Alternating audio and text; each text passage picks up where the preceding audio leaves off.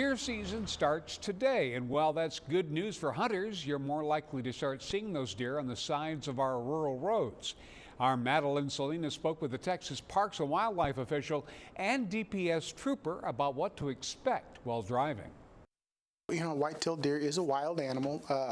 We encourage motorists, whenever they do come across the deer, the main thing you don't want to do when you see anything in the road is try to swerve at the last minute.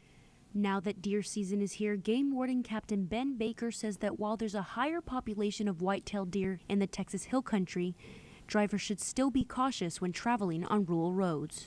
Even here in Nueces County, San Patricio County, we have quite a few.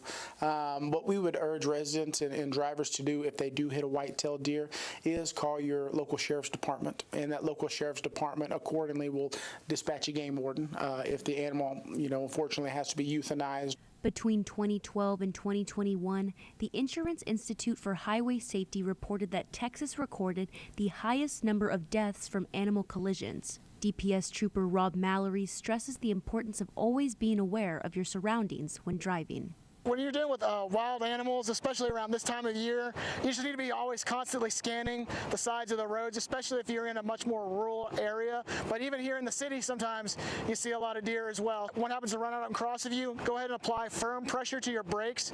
Don't slam on them. Mallory says that regularly checking your car's headlights and brakes to make sure they work properly is another important aspect of staying safe on the road during deer season.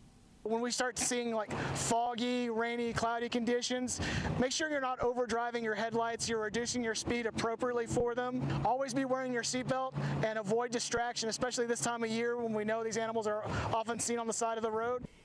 Madeline Salinas, 3 News.